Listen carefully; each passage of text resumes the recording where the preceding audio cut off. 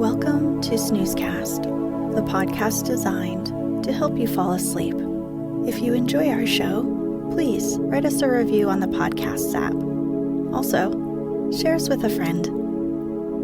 Find us on snoozecast.com and follow us on Instagram at Snoozecast, on Spotify, Pandora, and the podcast app.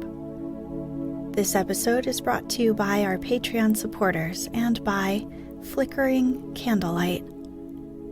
Tonight, we'll read Part 5 to The Princess and the Goblin, a children's fantasy novel published in 1872. If you'd like to start from the beginning, the first episode aired on April 15th, 2019. If you'd like to listen to the last episode, Part 4 aired July 3rd, 2020.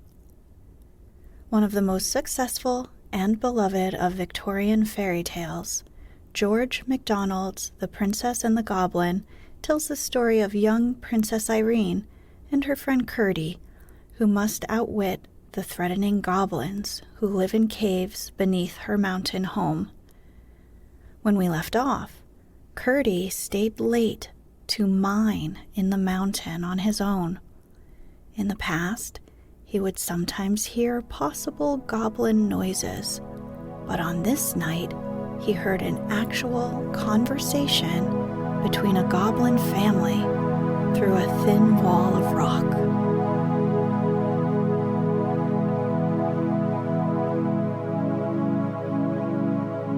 Let's get cozy. Close your eyes.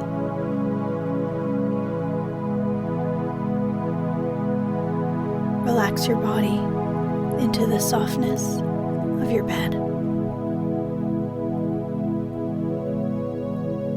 Now, take a few deep breaths. Curdie, the courageous miner boy, now knew at least one of the reasons for the constant sound of the goblin hammers and pickaxes at night when he stayed late to mine. They were making new houses for themselves, to which they might retreat when the miners should threaten to break into their dwellings. But he had learned two things of far greater importance. The first was that some grievous calamity was preparing and almost ready to fall upon the heads of the miners. The second was the one weak point of a goblin's body. He had not known that their feet were so tender as he had now reason to suspect. He had heard it said that they had no toes. He had never had opportunity of inspecting them closely enough in the dusk in which they always appeared to satisfy himself whether it was a correct report. Indeed, he had not been able to even satisfy himself as to whether they had no fingers, although that was also commonly said to be the fact. One of the miners, indeed, who had had more schooling than the rest, was wont to argue that such must have been the primordial condition of humanity, and that education and handicraft had developed both toes and fingers, with which proposition Curdie had once heard his father sarcastically agree, alleging in support of it the probability that mittens were a traditional remnant of the old state of things, while the stockings of all ages, no regard being paid in them to the toes, pointed in the same direction. But what was of importance was the fact concerning the softness of the goblin feet, which he foresaw might be useful to all miners.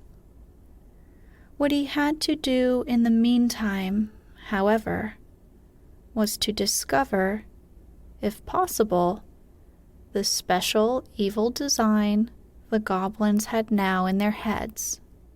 Although he knew all the gangs and all the natural galleys with which they communicated in the mined part of the mountain, he had not the least idea where the palace of the king of the gnomes was.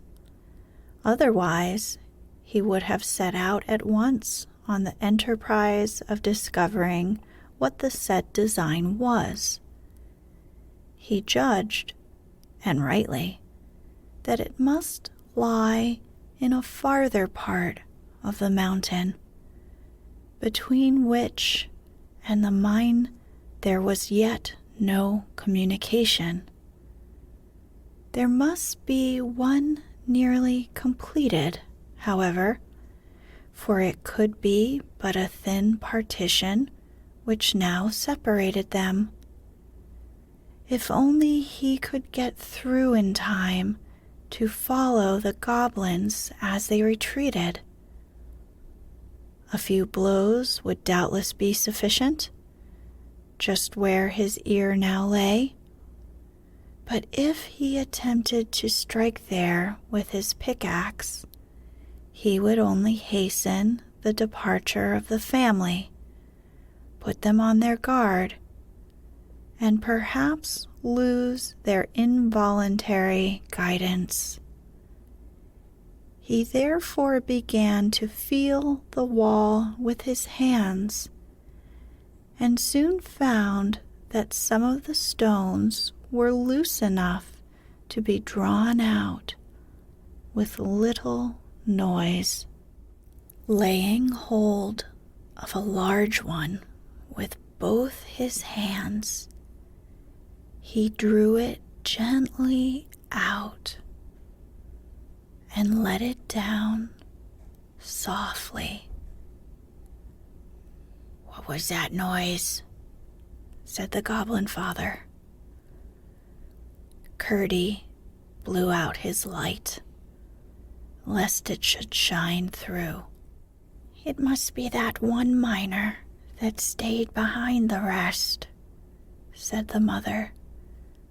"No, he's been gone a good while. I haven't heard a blow for an hour. Besides, it wasn't like that." "Then I suppose it must have been a stone carried down the brook inside." "Perhaps. It will have more room by and by." Curdie kept quite still. After a little while, hearing nothing but the sound of their preparations for departure, mingled with an occasional word of direction, and anxious to know whether the removal of the stone had made an opening into the goblin's house, he put in his hand to feel. It went in a good way, and then came in contact with something soft. He had but a moment to feel it over. It was so quickly withdrawn. It was one of the toeless goblin feet. The owner of it gave a cry in fright. "What's the matter, Helfer?" asked his mother. "A beast came out of the wall and licked my foot." "Nonsense.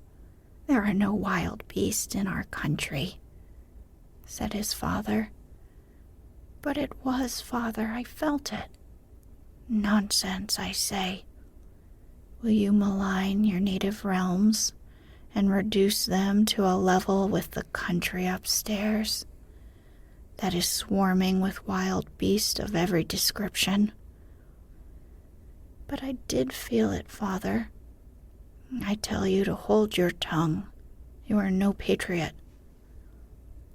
Curdie suppressed his laughter and lay still as a mouse, but no stiller. For every moment he kept nibbling away with his fingers at the edges of the hole. He was slowly making it bigger, for here the rock had been very much shattered with the blasting. There seemed to be a good many in the family, to judge from the mass of confused talk which now and then came through the hole. But when all were speaking together, and just as if they had bottle brushes, each at least one, in their throats, it was not easy to make out much that they said. At length he heard once more what the father Goblin was saying. "Now then," he said, "get your bundles on your backs. Here, Helfer, I'll help you up with your chest." "I wish it was my chest, Father." "Your turn will come in good time enough. Make haste. I must go to the meeting at the palace tonight. When that's over, we can come back and clear out the last of the things before our enemies return in the morning. Now light your torches. Come along. What a distinction it is to provide our own light instead of being dependent on a thing hung up in the air, a most disagreeable contrivance, intended, no doubt, to blind us when we venture out under its baleful influence. Quite glaring and vulgar, I call it, though no doubt useful to poor creatures who haven't the wit to make light for themselves." Curdie could hardly keep himself from calling through to know whether they made the fire to light their torches by, but a moment's reflection showed him that they would have said they did, inasmuch as they struck two stones together, and the fire came. Chapter 9. The Hall of the Goblin Palace. A sound of many soft feet followed, but soon ceased. Then Curdie flew at the hole like a tiger, and tore and pulled. The sides gave way, and it was soon large enough for him to crawl through. He would not betray himself by rekindling his lamp, but the torches of the retreating company, which he found departing in a straight line up a long avenue from the door of their cave, threw back light enough to afford him a glance round the deserted home of the goblins. To his surprise, he could discover nothing to distinguish it from an ordinary natural cave in the rock, upon many of which he had come with the rest of the miners in the progress of their excavations. The goblins had talked of coming back for the rest of their household gear. He saw nothing that would have made him suspect a family had taken shelter there for a single night. The floor was rough and stony, the walls full of projecting corners, the roof in one place 20 feet high, in another endangering his forehead, while on one side a stream, no thicker than a needle, it is true, but still sufficient to spread a wide dampness over the wall, flowed down the face of the rock. But the troop in front of him was toiling under heavy burdens. He could distinguish Helfer now and then in the flickering light and shade, with his heavy chest on his bending shoulders, while the second brother was almost buried in what looked like a great feather bed. Where do they get the feathers? Thought Curdie.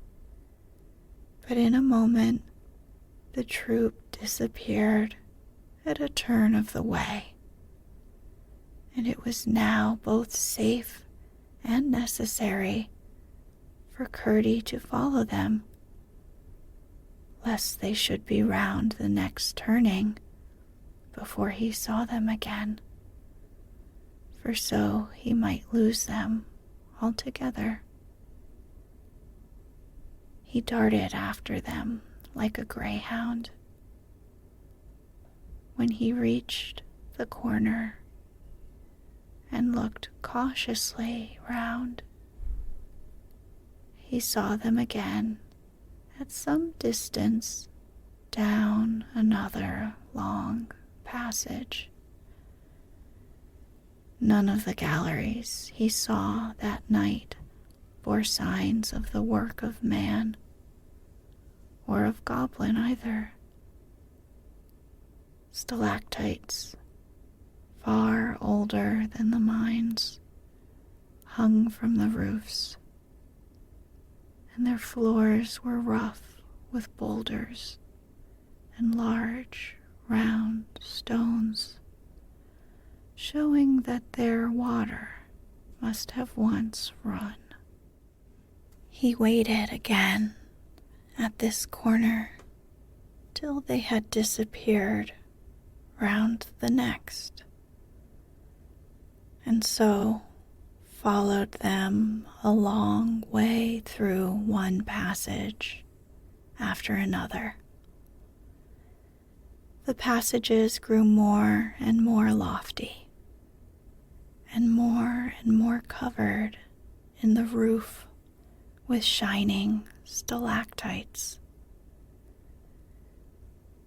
It was a strange enough procession which he followed, but the strangest part of it was the household animals which crowded amongst the feet of the goblins. It was true they had no wild animals down there. At least they did not know of any, but they had a wonderful number of tame ones. I must, however, reserve any contributions towards the natural history of these for a later position in my story. At length, turning a corner too abruptly, he had almost rushed into the middle of the goblin family. For there, they had already set down all their burdens on the floor of a cave considerably larger than that which they had left. They were as yet too breathless to speak. Also, he would have had warning of their arrest. He started back, however, before anyone saw him, and retreating a good way, stood watching till the father should come out to go to the palace. Before very long, both he and his son Helfer appeared and kept on in the same direction as before, while Curdie followed them again with renewed precaution. For a long time, he heard no sound except something like the rush of a river inside the rock. But at length, what seemed the far-off noise of a great shouting reached his ears, which, however, presently ceased. After advancing a good way farther, he thought he had heard a single voice. It sounded clearer and clearer as he went on, until at last he could almost distinguish the words. In a moment or two, keeping after the goblins round another corner, he once more started back, this time in amazement. He was at the entrance of a magnificent cavern of an oval shape, once probably a huge natural reservoir of water, now the great palace hall of the goblins. It rose to a tremendous height, but the roof was composed of such shining materials, and the multitude of torches carried by the goblins who crowded the floor lighted up the place so brilliantly that Curdie could see to the top quite well. But he had no idea how immense the place was until his eyes had got accustomed to it, which was not for a good many minutes. The rough projections on the walls and the shadows thrown upwards from them by the torches made the sides of the chamber look as if they were crowded with statues upon brackets and pedestals, reaching in irregular tiers from floor to roof.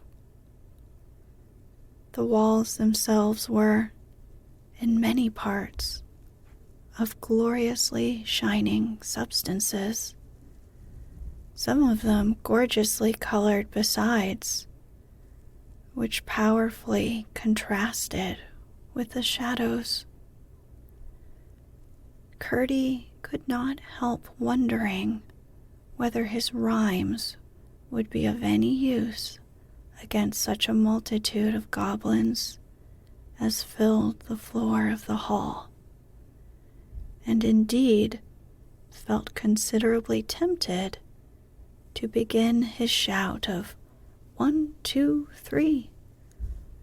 But as there was no reason for routing them, and much for endeavoring to discover their designs, he kept himself perfectly quiet, and peering round the edge of the doorway, listened with both his ears sharp.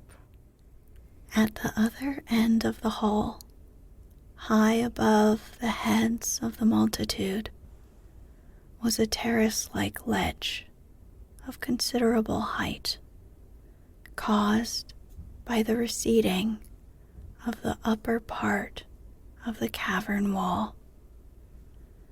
Upon this sat the king and his court.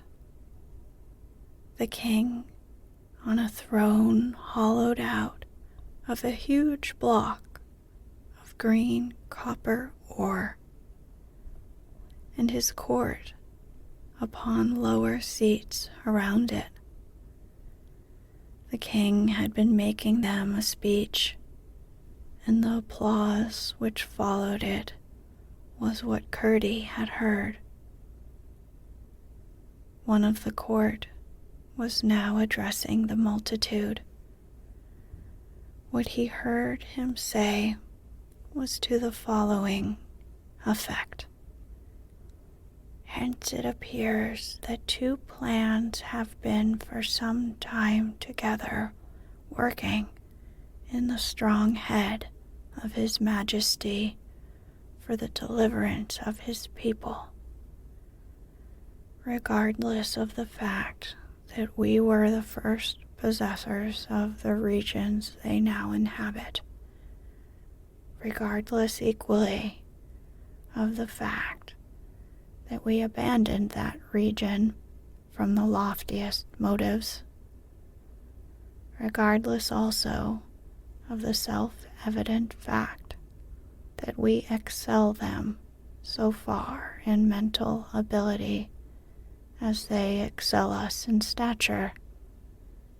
They look upon us as a degraded race and make a mockery of all our finer feelings. But the time has almost arrived when, thanks to His Majesty's inventive genius, it will be in our power to take a thorough revenge upon them once and for all, in respect of their unfriendly behavior. "May it please your Majesty," cried a voice close to the door, which Curdie recognized as that of the goblin he had followed. "Who is he that interrupts the Chancellor?" cried another from near the throne. "Glump," answered several voices. "He is our trusty subject," said the king himself in a slow and stately voice. "Let him come forward and speak." A lane was parted through the crowd, and Glump, having ascended the platform and bowed to the king, spoke as follows. "Sire, I would have held my peace had I not known that I only knew how near was the moment to which the Chancellor had just referred. In all probability, before another day is past, the enemy will have broken through into my house, the partition between being even now not more than a foot in thickness. Not quite so much, thought Curdie to himself. This very evening I have had to remove my household effects. Therefore, the sooner we are ready to carry out the plan for the execution of which His Majesty has been making such magnificent preparations, the better. I may just add that within the last few days I have perceived a small outbreak in my dining room, which, combined with observations upon the course of the river escaping where the evil men enter, has convinced me that close to the spot must be a deep gulf in its channel.